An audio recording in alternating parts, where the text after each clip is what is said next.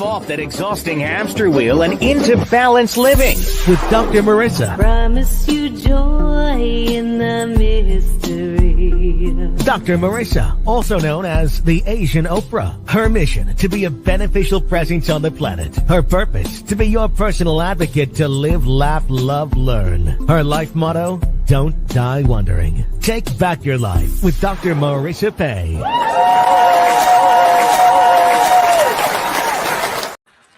And welcome. You're tuned in to Take My Advice. I'm not using it. Get Balanced with Dr. Marissa, the morning show here on KCAA, NBC News, CNBC News, and NBC Sports Radio Station, AM 1050, FM 106.5, and streaming everywhere. iHeartRadio, Spotify, iTunes, TuneIn, Audible, Amazon Music, TikiLive, Rumble, Podchaser, Spreaker, and more. Why so many places?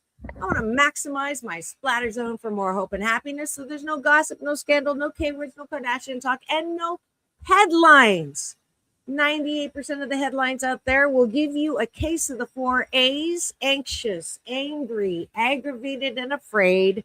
So I don't want you going forth on your day like that. Instead, I want you to start with me in the morning show every weekday morning with another A called Amazing. So I have topics and guests to that end. If you missed my interview yesterday, it was brilliant, I have to say.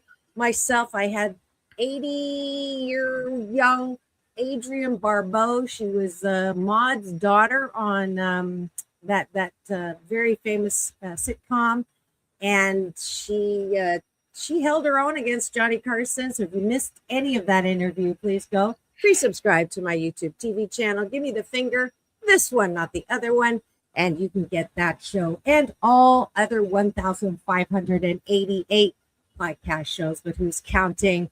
And today, as you can see from the beauty in the studio, starting off our Women's History Month, as she reminded me, is Dr. Tiffanie Tate. Y'all know who she is, but just in case you forgot, she's a U.S. Navy veteran, a published author, and retired OBGyn from Compton, California. She's a playwright, singer, poet, songwriter, and more. I feel like I'm doing that dating game introduction. Dr. Tiffanie is a published author of many books, including important children's book. Her newest, Money Matters, and her newest milestone is running for Congress. Please welcome to my studio my fabulous co-host of Doctors in the House with myself and Dr. Tiffanie Tate.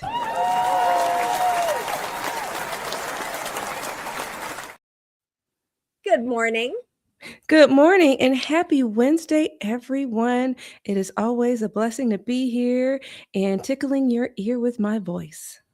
Yes, yes. And we're going to start with breakfast as usual, taking a bite of my gratitude sandwich, top of the bun. Looking around you and going, what am I grateful for outside of myself? Bottom of the bun. When you're going to bed tonight, I want you to think of not who done me wrong or I didn't get this done or why. Instead, I want you to think of what do I like about myself? So gratitude turned inwards. Abraham Hicks calls it appreciation, and I call it the foundation of good mental health. So here we go. Dr. Tiffanie, what are you grateful for outside of yourself? Well, this weekend I was hopping all over the place. And one of my friends, one of my dear sorority sisters, she is starting a business. And I had the opportunity in one day, I went to like 3 different brunches. I did not eat at all 3 brunches because, oh my goodness, I would not have been able to breathe. And one of them was her kickoff brunches for her starting an adult daycare. And, you know, more and more of society is becoming more seasoned. And she's starting a business called Pinkwell. Shout out to Pinkwell. And I thought it was great because my cousin, Tiffanie Tate, was there playing, and she's a fabulous trumpetist. And so I had an opportunity to listen to my family play and support her business, and it was fabulous. Fabulous. I am grateful that I was highlighted, speaking of Women's History Month, You see, I changed the color of my microphone. I love it. The colors are what? Purple, white, and what was the other one? Purple, white, and green. Green. Okay. Mhm. I think I have a green one for next Right. Wednesday. But that is fantastic. I was honored as Women's History Month highlight by Fox News in Washington, D.C. several years ago. So I love Women's History Month because that's something that I wasn't expecting, did not, plan on having that. And I was doing a book signing, and the producer happened to walk by the newsroom and asked if I would be interested. So shout out, and I'm gonna.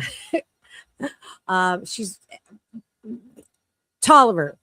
She has multi Emmys, and I'm just so appreciative of her and people who want to support my hope and happiness message. So I'm grateful for her and the show. Wonderful, wonderful.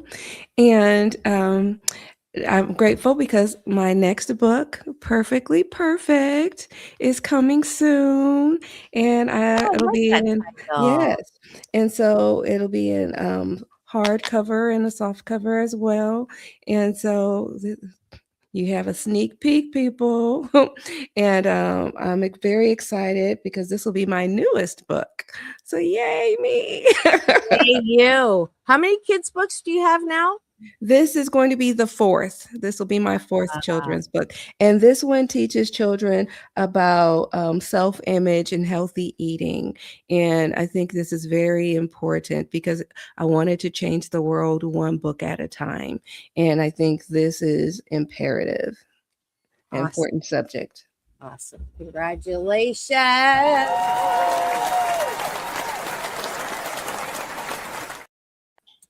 And I am grateful that my grand dog son has moved into Southern California, Pablo the Frenchie. So I'm sure he'll be visiting the studio at some point. But I am grateful my older daughter took the job. Nice job. And here's the funny thing, Dr. Tiffanie. I just found out not one, but two of the buildings that her company is in and just acquired, the old Mattel building, and she is part of the L'Oreal building. Her mother consulted for Mattel and helped them with their valuing diversity program, design and delivery. And at Christmas time, they would give us Barbies, right? And I got a Barbie that said Chloe and a Barbie that said Sarah. Isn't that cool? Mm-hmm. And then, so I knew about that building, but her mother also put the mentorship program in the old Neutrogena building, which is now the L'Oreal building. Is like what caught, right? What are the chances of that the mom and the daughter share buildings in El Segundo? So I thought that was I just love when that happens. That's my what caught. I'm grateful for all of that is in there. I think that is fabulous. That is so excellent. Yes. And let's go to the bottom of the bun, not bum. The bottom of the bun is weight training for all of us to say, what do you like about yourself? That way, you're not looking for all the love in the wrong places. Literally, the young Gen Z generation is looking for likes literally on social media. Don't want you to do that. I want you to get a sense of self-love, self-care, self-soothing, internally driven. So practicing not being hard on yourself, practicing being you, right? Being your own best friend instead of your own worst enemy. So, Dr. Tiffanie, what do you like about yourself? I like the fact that I don't always have to be number one. And I mean, I want to win. Don't get me wrong. I want to win. And I say that because I was at an event and I was in line and somebody was rushing, rushing, rushing. And I know that they were in a hurry. And I was like, hey, go ahead and get in front of me. And I like the fact that I don't have to be the first in line. When I say that I don't need to be number one, I'm like, okay, I know we're all going to get there. Like, I know we're all going to get food. I know we're all going to get a place at the table. I know we're all going to have a seat at the table, but I don't have to be the first in line. And like, if we're going to eat or if we're going to some place, I know that we're all going to have our turn. So if you are in a hurry, fine. You can go ahead and get in front of me and go ahead. If you are having an urgent issue, you can go ahead and get in front of me. I can concede and let you have that urgent spot because I think it's important for us to recognize that someone else might be in a hurry. And if we are not in a hurry, it's okay to let that person go ahead of you. And I was going to say, I will, let's play a game then, because she's very competitive, and her family and I love to play games together. But she's just talking about lines, so never mind. What I like about myself is I am no longer embarrassed by my shy, wallflower, non-competitive self. Sarcasm is another service I offer. I remember the moment when I had an astrologer on the show and she looked up, she did the whole thing and she goes, oh. I'm like, what? She goes, you're a Leo. I go, I know I'm a Leo. And she goes, no, you're a Leo in 5 out of 6 planets. And I go, what does that mean? She goes, you just can't help yourself. You have to be first. You have to be on camera. You have to say, you have to speak. So at that moment, all of the 8,000 pounds of shame that I had been carrying as an Asian woman from a young age, having to shut my mouth, having to be small, having to be in the background against my natural nature. And so when I left the house, I do it, but then I'd feel ashamed. So I'm so appreciative that I have owned who I am, and I don't have to apologize. Some of the times I do, but 88% of the time I don't have to apologize for who I am, because this is just who I am. And to be able to like yourself to that degree is such a blessing. And I think another foundation piece for happiness. Absolutely. Absolutely. And I think that's important to embrace who we are. And we'll talk about that when we get to the subject. Yeah. But I think another thing that I am grateful for is being able to support my children as they are. And it's interesting because my children are comedians. At least they think they are. And they are to a certain extent in their own right because they keep me cracking up on a daily basis. But I think it's important to nurture them and mold them and support them without condemning them. And I think I can walk that fine line. And I try to do that on a regular basis. Awesome. I appreciate that. I am a good mom. I'm not a perfect mom. Did I over yell? Yes. Did I beat my kids like I was? Nope. Did I feel like it sometimes? Yes. But I also love the fact that I can, no matter what's going on with my kids, no matter, if someone's unhappy with me, I am okay. Because I know 88% of the time I was and continue to be a good mom. And that is truly, whew. I remember coaching a mother in particular who was so codependent on her daughter that if her daughter was unhappy, she was a failure as a mom, and trying to work with her to understand that it has nothing to do with what her daughter does or doesn't do. It's an inside out. Am I a good mom? to own that is such a blessing. And I know that Dr. Tiffany has done that. And whether your kids are doing what you want them to do or not, that has nothing to do with how good of a mom you were. Or yeah. Perfect. All right. That's it for breakfast. Thanks for joining us. And you can join me every weekday morning to have breakfast now or later and start your day in the most positive way. Thanks for joining us.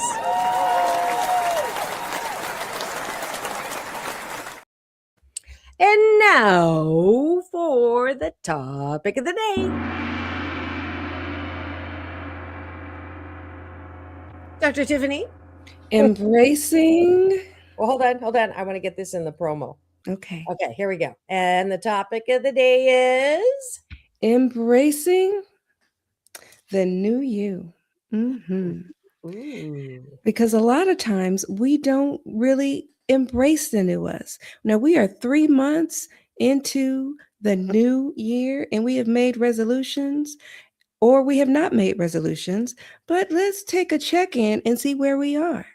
And Chinese New Year also just finished celebrating 15 days of it. So another good reason to look at the new you. Absolutely. All right. So why did you pick this topic? I picked this topic because of all of the things that have been happening, and some people say 2 steps forward, 1 step back. I say we're still taking a step in the right direction. And a lot of times we need to reassess. You look at pregnancy and trimesters, and now we're at that point where we just need to reassess and say, okay, let's see how we are. Let's see what version of you we're at. And are we feeling any different?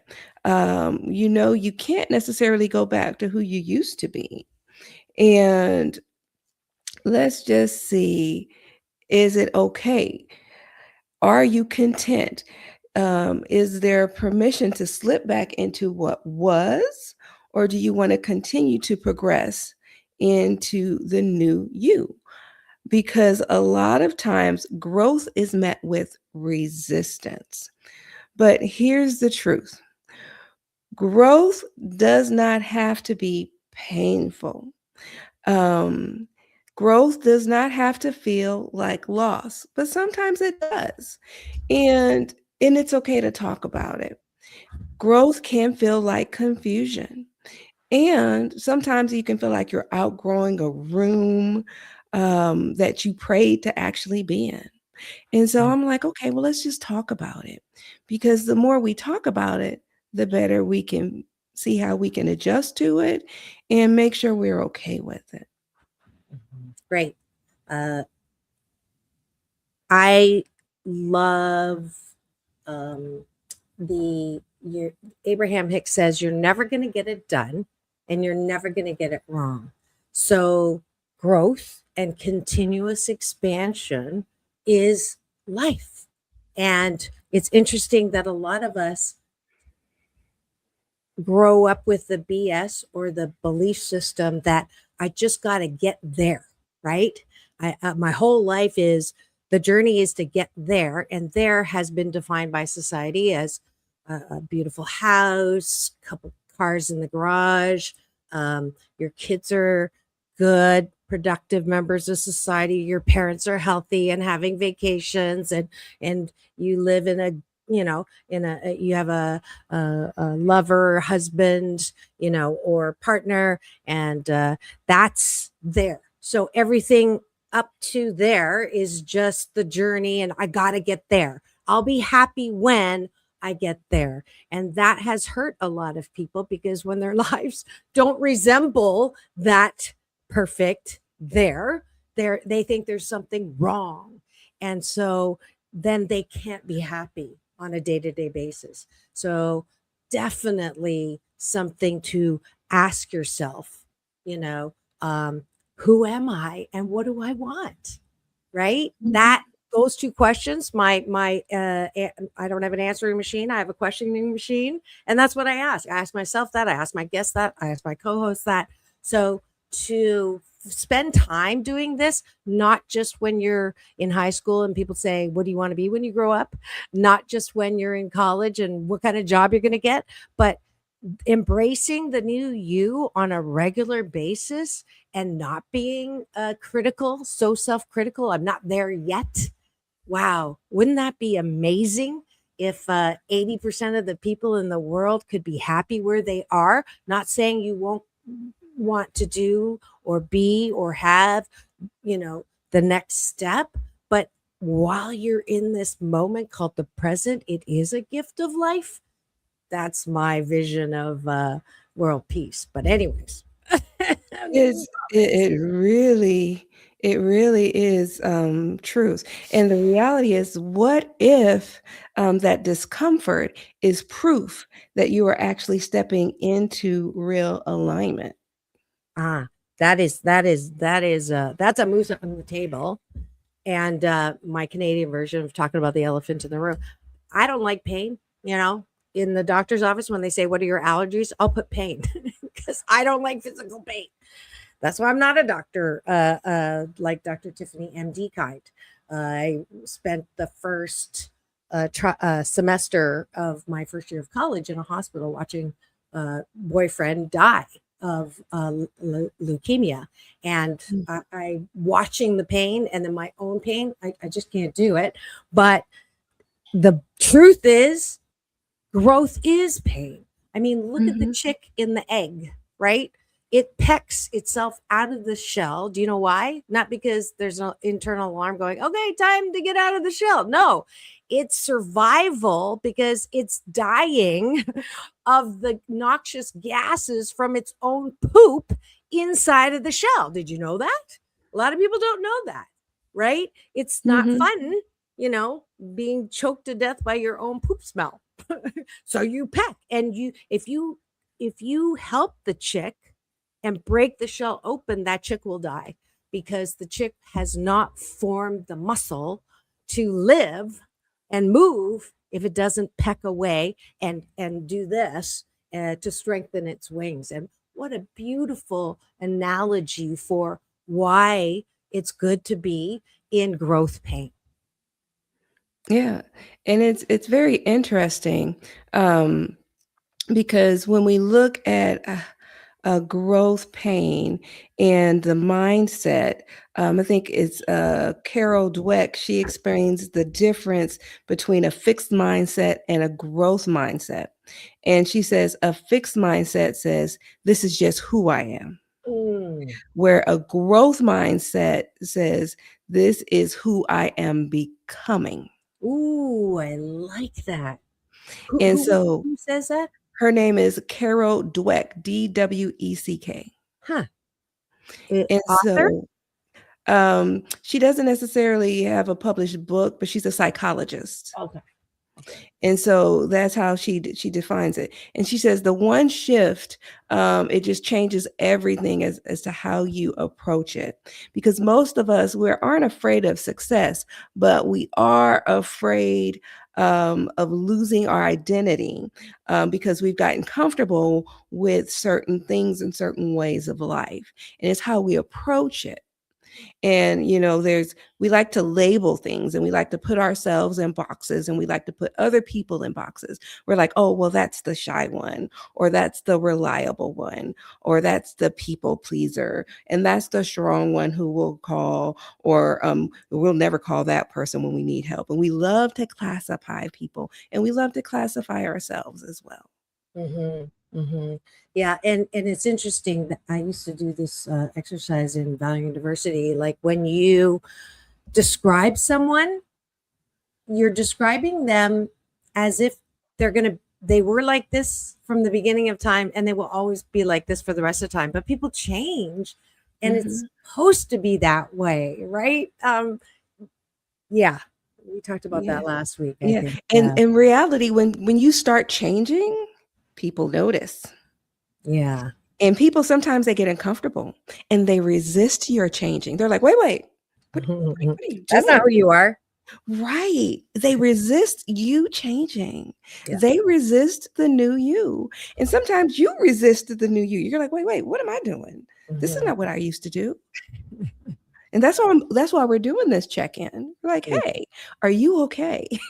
It's Yeah. okay to change. Yeah. It's okay to lead a dynamic life. Yeah. Absolutely.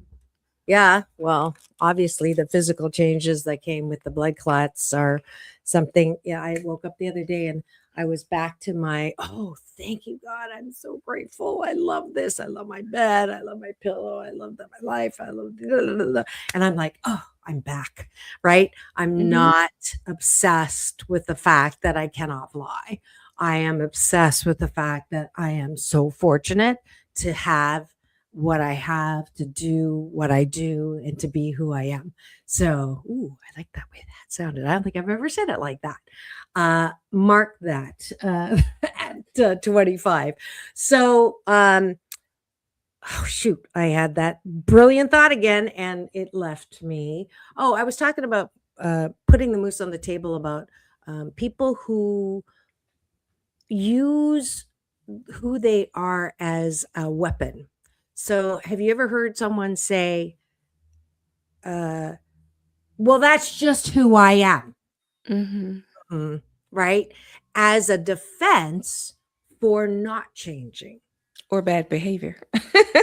and or bad behavior, not changing from the bad behavior, right? Mhm. And that is that's an interesting reaction that I got so much, especially on the topic of valuing diversity and sitting with 12 senior VPs at a bank that I won't say the name of, first time.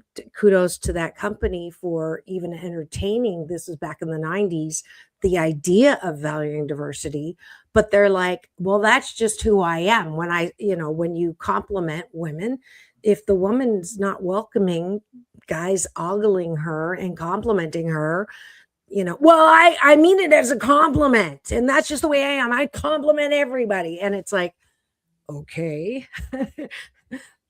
All right. And if your intention is to be nice and compliment someone and it's a positive thing, great. But there are women, if you want to be more effective with a wider group of women, you might want to know that some of them don't like that. So it's not Mhm. about changing you, it's about you being more effective with a larger group of people. That's it. And that seemed to help some of them unfold their arms. Not many, but yeah. I just remembered that interesting time. Yeah, it's very important for people to read the room. And we had an episode about that. And I think it's important for people to respect people's boundaries and understand what is going on. And it was important. I think I looked up a statistic that we were talking about emotional growing pains, and it varied depending on the age group. It said roughly 10 to 20% of children experience, physical growing pains, but when it came to mental growing pains, it was different. And it varied. It said about 49% of adolescents reported mental health struggles. And about 70% experienced significant stress during personal change or growth. But when it came to generational differences, 27% of Generation Z reported mental health issues, and about 15% of millennials and 13% of Generation X's. But when it came to global stress, it ranged from 37 to 39% of adults worldwide. Hmm.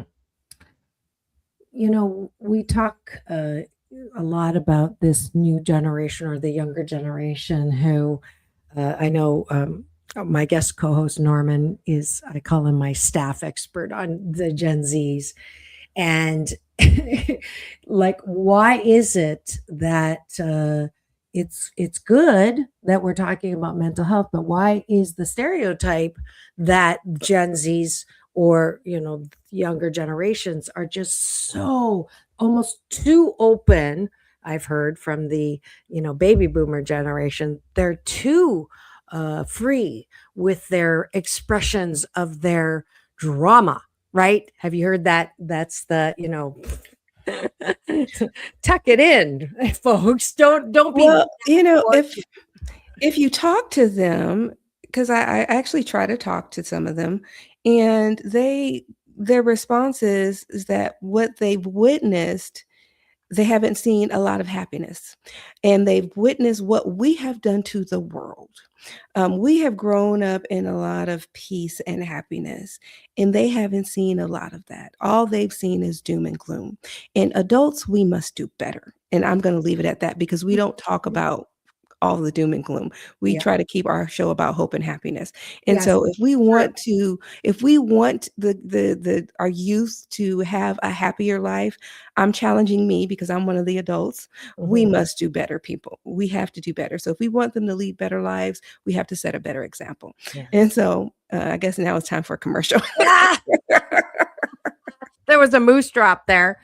Yes. And I'm just so they don't think I have something against them. I do want to say that it is good that they are that open.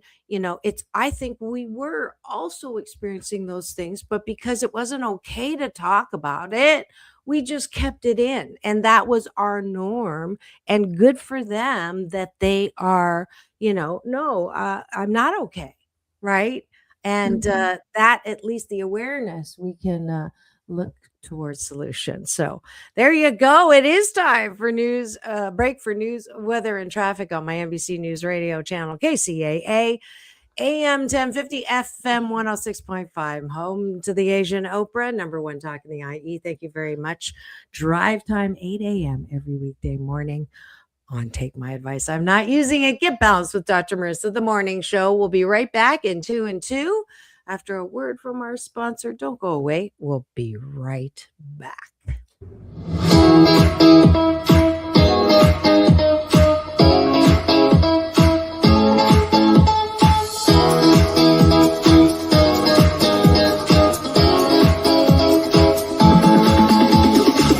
Take back your Well, she has been dubbed the Asian Oprah, and she just wants all of us to be happy.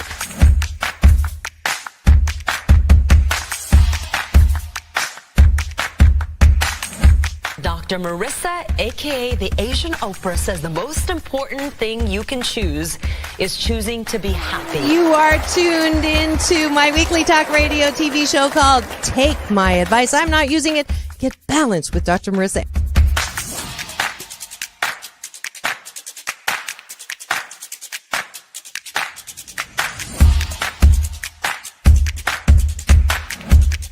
That's the idea for Dr. Marissa Pay's new book called 8 Ways to Be Happy. Many of us say, I am my own worst critic.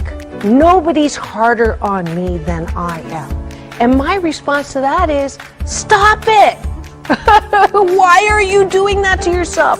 You have to be your biggest fan, because if you can't at the end of the day say, I did a good job, who is? We don't have to constantly be angry at the things that are wrong. Why don't we choose to be happy about things that are right? We have the choice. That's our muscle. And life is so amazing if we can see it. Hello, my name is Dr. Tiffanie Tate, and I'm running for California State Senate in District 32. Californians need a representative who is going to help decrease the cost of health care. As a board-certified OBGYN, I understand health care in and out because I've been on both sides of the speculum. As a veteran officer of the United States Navy, I understand the needs of social welfare, and I understand what it's going to take to help serve the community. Visit my website at votedrtate.com. Learn more about me so that I can help you and your family. Support me so that I can support you. Visit my website at votedrtate, VOTEDRTATE.com. I am just a typical American, just like you, who wants to help you and your family and friends. Paid for by Dr. Tate for Senate.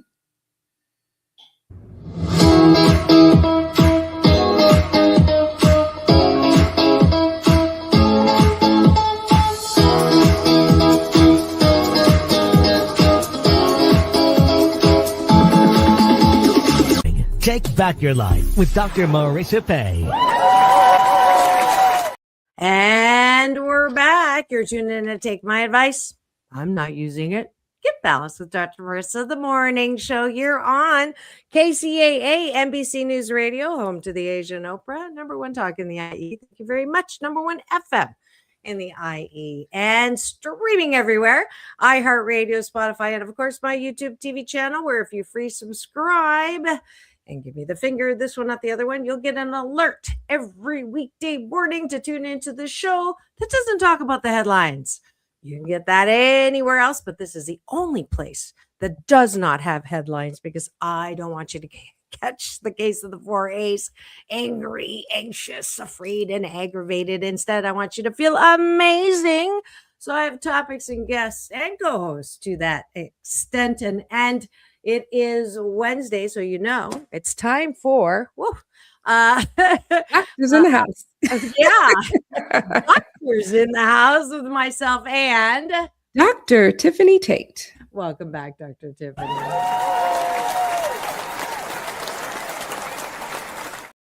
And today's chosen topic for the day by Dr. Tiffanie is embracing the new you. Yeah. We are giving ourselves permission and encouraging ourselves to what's working and what's not working. And every day can be a new day. I used to say to my kids, let's start the day over when something would happen that we didn't like. It's ending that downward spiral, whether it's with the words with each other or words with somebody. And after, well, I can't say that. Anyways, I haven't decided whether or not I'm going to stay with that phone company. So until I decide, I won't say anything. But wow, I was on customer service, which is an oxymoron sometimes, for 2 hours and 5 minutes. That's a new record. But Dr. Tiffanie, let's go to solution now. First half, we always talk about the reality. Second half, we talk about the solution. What is the benefits and the maybe some how-tos, research about embracing the new you? Yes. So James Clear, he is a person who's worked on some theories, and he says that every action you take is a vote for the type of person you wish to become. And it goes like this. It's not a giant leap. It's more like a little vote. So when you wake up a little earlier, when you speak up in a meeting, when you set a boundary, or when you choose discipline over comfort. Just these little minor actions that you take are like you casting a vote for your future identity. Each minute step is one step in the right direction. And it can feel terrifying at first, but I know a friend who's always like, I'm going to try to be late. I'm going to try to stop being late. I'm going to try to be, I'm going to stop trying to be late. I'm going to try to be on time. But it's a step into you becoming someone new. And it helps you get rid of that version of the old you. Great. When I do happiness coaching, one of the things that I ask people to change, one little thing, is hit the snooze button one less time. And that'll give you either 5 or 10 extra minutes to sit up and start breathing. That's all you need to do. So that is definitely a small but extremely positively disrupting action you can take. The other one is plugging your phone in outside of your bedside socket. That way you're not waking up and doing MS, meaningfully scrolling, and then click, click, click, and an hour goes by and you're late. And at night before you go to bed, you're like sleeping later because you are mesmerized by that clickbait. So there you go. Two Yeah. ideas. Absolutely. Because when you reinvent yourself, it's really not about pretending, it is about aligning. You are becoming who you feel you are meant to be and who you really are. If you look at Oprah Winfrey, per se, she was not confined to one role. She evolved from a news anchor to a talk show host to a media mogul. And if you look at Dwayne the Rock Johnson, he went from a professional wrestler to a Hollywood and business venture media mogul. And so reinvention is not betrayal, it is just you evolving to who you want to envision yourself to be. If you can believe it, you can invent yourself into seeing it and making it happen. So I want to distinguish that, which is I am all for. I've been very vocal about being able to eliminate that stupid saying, jack of all trades, master of none. And you just gave two examples of multi-hyphenate people. I am one, you are one. Uh, Whoever said you can only do one thing well was wrong. And people stuck in their jobs because they believe that bullshitaki and miserable at work is one of the reasons why we have so much dis-ease in our culture, in our society. So that's one. Those are roles. That for me is those are um, clothing. So the clothing of being a talk show host, or a clothing for me as a consultant or as a speaker, those are all different roles that I'm. And when I think of self improvement or the embracing the new you, I translate it as the qualities that I am. Right? Can I change those? The core qualities. Um, and if, like, I'm always getting in trouble because I say I don't have the P word, right? Patient, Mhm. not my thing. And I'm very adamant about not wanting to be more patient than I am. And Dr. Tiffany's always trying to convince me to drop that BS. And it hasn't worked. Maybe one day. But uh, I wanted just to kind of distinguish we're talking about the ability to do all of the above Well, I in can see you could do embracing both. a new role. Yeah, that's what I'm Mhm. saying. Yes, Is yes. there's more than one way to slice this embracement. Yes. So you can have the personal as well as the professional. And I'm just saying that reinvention isn't betrayal. You can have your personal goals, you can have your professional goals, you can do both, you can do one or the other, you can do both simultaneously. And I just say it's just about expansion and it's how you see it. But here's the best part. Don't just talk about it, be about it. And you might grieve about who you used to be, about what you used to do. The most important thing is that it's in the past and you grow. Yeah. Yeah. It helps me to look at my life as um chapters. So when people come to me and they say, I hate this. I hate being an accountant. I hate being an engineer. I'm more creative than this. I want to, and I say, well, um, let's not, cash in your 401k to become a jewelry maker. Nothing against jewelry makers, but you're not a business person, right? You don't know the business side of that. You're creative, and everything has the business plus the creative side. And if you leave something because you hate it, you're just going to bring that hatred along with you, right? So the first step is always to appreciate what you have already accomplished in my book. So that chapter that I spent as an accountant is a valuable, wonderful chapter. Don't throw the baby out with the bathwater and see that as a waste of your time. That's the worst possible thing in changing, I believe, Mhm. is embrace every single party. I was a model for 8 years, and I can either look at those pictures and say, wow, I looked good then, and I don't look like that anymore. Or I can say, wow, that was a great chapter. I had so many great experiences on the runway, in front of the camera, and oh, I just did a photo shoot the other day, and I got to bring some of the skills to do that, and I love that time. To there's no reason why we need to say this was good or this was bad. That's my point. Every chapter was valuable in creating who you are. Absolutely. I think it's very important about the framing. And even if that version of you was fabulous and you may not feel as fabulous, you are still Fabulous. alive. Yes, you are still alive. Yeah, and you are still fabulous in your own right now. And I think it's about framing it because you are still protected in a different way.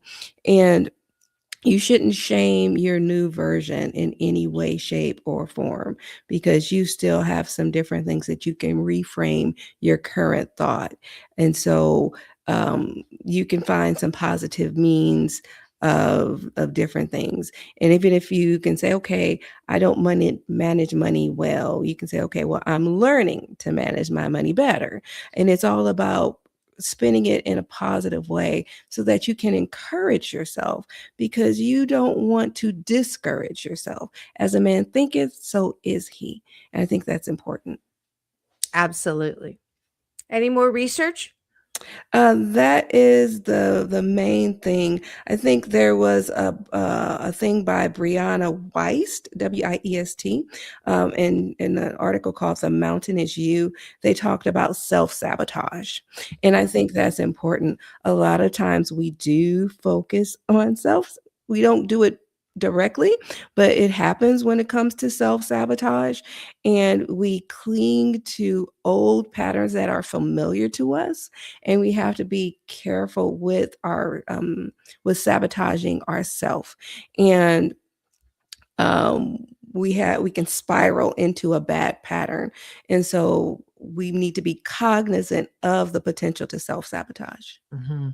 Self-sabotage, imposter syndrome, fear of failure, fear of success are all phenomena for me when I do the coaching around this. They all stem from a deep sense of unworthiness.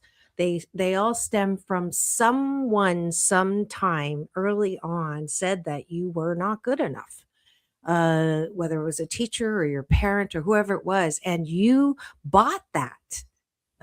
Deep down you bought that, and so everything that I did, being personal as I do live out loud, everything I did was to try to prove that I was worthy and I was esteemed and I was good enough, but I was still trying to convince other people of that, and I couldn't embrace that in me. So if there's one core change that I am hoping and intending for anyone listening now or later, is that you get to that place where you know that personal mastery is more important than professional mastery, because you can spend your entire life gaining renown and money and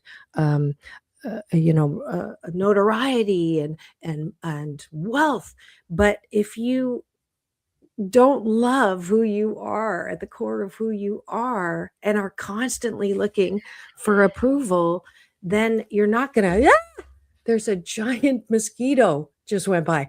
That was the truth. That was a siren.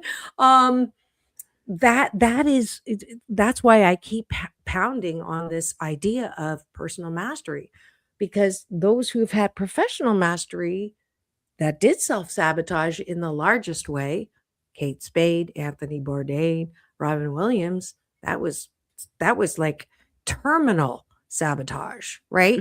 Yeah. They did not have that sense of I want to live my life, and who I am in this life is the critical embracing I'm encouraging everybody to have. Yeah. And this research shows that about 20% self-sabotage, and it's mainly in their relationships, Mm. and about 6.6 sabotage in their own medical care. That's funny. I woke up with that feeling. What would life be like if everybody ate and did everything that would keep their bodies healthy? No health care, no hospitals, no, I mean, not no, but I mean, from what I've learned about health and the ailments we have, they're all related to self care. It's an Yeah. interesting thing. You Yeah. know? Yeah, right? Yeah, well, Yeah, well, yeah. it's not good to smoke, but okay, and then you complain about your lungs or that your joints hurt and then you go stop again at McDonald's for the 5th time for the day. Just say it. Just say it. Okay. Well, Well, hey, yeah, it's an interesting people thing. will do what they do. Yeah, and life would be boring if we didn't do anything naughty, right? People will be people. We won't talk about why people do the things against their interests. People do things against their interests all the time. Yeah, That's a whole different show. yeah. Well, just though, while we're talking about that, did it ever frustrate you as a medical doctor when you would say, you cannot do this because you're directly impacting the fetus or, whatever. And then how did you deal with that? That would drive me crazy. All we can do is counsel patients about the risks and benefits, and they say, "I'm willing to take the risk." That's Yeah. all they can do. Yeah.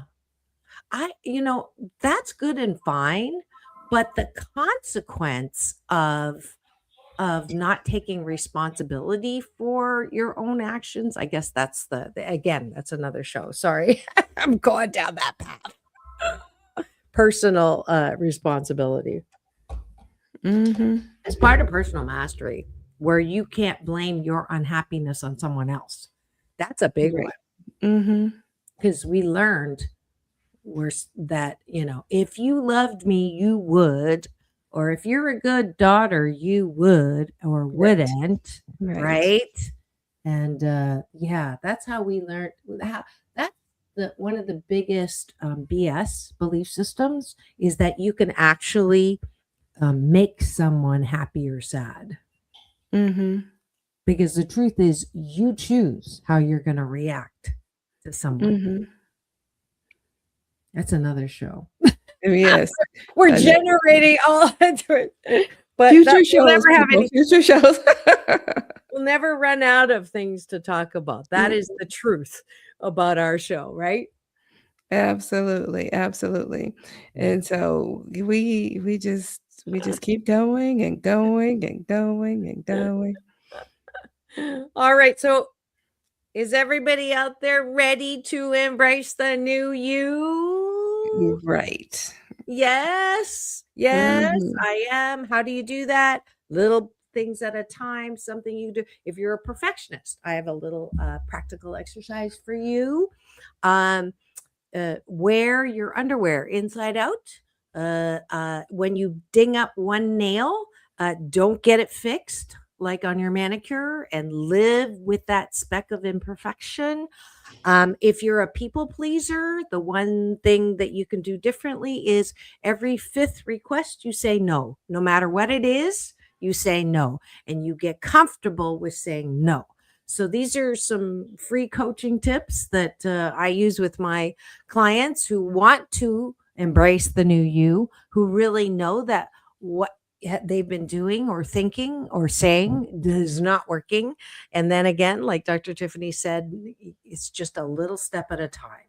These are all little things that you can do to begin to embrace the new you, be the best that you can be to the best of your ability. Ooh, that's a rhyme. So things that I would say is first, there might be some fear. And I want to address the fear. If people don't support your growth, that's a them problem. That's number one. And it's okay if they don't. And if you fail publicly, that's fine. Remember, failure is just the first attempt in learning. So you don't truly fail, you just learn to do something differently. If you grow publicly, great. And it just refines you. It just helps you grow. And sometimes you have to exert your boundaries because people will push you. And you just have to flex your boundary muscle. And it's okay. Learn to flex because flexing is good. Flex helps to build some muscles. And so I want you to remember how the old you helped you get to where you currently are. The new you is not arrogant, is not fake, and is not delusional. You are aligned, and it helped you to find yourself. You have come into a creative space. And so this week, take one small action that aligns you with who you are becoming, because you are taking steps forward. And remember, 2 steps forward and 1 step back is still 1 step in the right direction. So 1 conversation, 1 boundary, and 1 disciplined choice is going to help you to continue to evolve into who you want to be. Awesome. Was that your final word? I'm still coming up with my final You are? word. Okay, so I'll do my final word. Whatever stage, you is the new you does not imply that there's a perfect you. The new you on a continual expansion of your life is that chapter. Who you were in that chapter of your life was the best you that you could have been with the time and the resources you had then. So there's nothing to shame. There's nothing to blame. There's no regrets because you did the best that you could. Same with other people, but especially you. So my view of embracing you, the you is changing for every chapter, because I know that every single person is a one-of-a-kind, wonderful, loving, lovable, loved, wrapped in a warm blanket of worthiness. And there's nothing to be ashamed of or nothing to be embarrassed about. We're all becoming. This process of embracing you is a continuous. You're never going to get it wrong, and you're never going to get it done. So have fun with it. That's my final word. Okay. So I now know what I'm going to say. So be an ambitious dreamer. Do not limit yourself. When you envision your future, seek happiness over wealth. Do not let other people step on your dreams. Do not let them force you into a reality of what seems to be what is best for you. Trust yourself. You know what you want to do. And that is from my Yay. Really, that's a perfect final word from Dr. Tiffanie. And that's the reason why she's a co-host on my show. She came up to launch that book many years ago as a guest. And look what happened. Yeah, from Floetry. Yeah. That's awesome. That is it. My mini final word is myself. I'm not a piece of shiitake, which I thought for a long time. And I'm not hot shiitake, right? I'm just pretty good shiitake. That's my final word. Thanks so much for joining us today. It's all about balance, peace in, peace out. World peace through inner peace. Dr. Tiffanie, take us out. Now go and have the best day ever.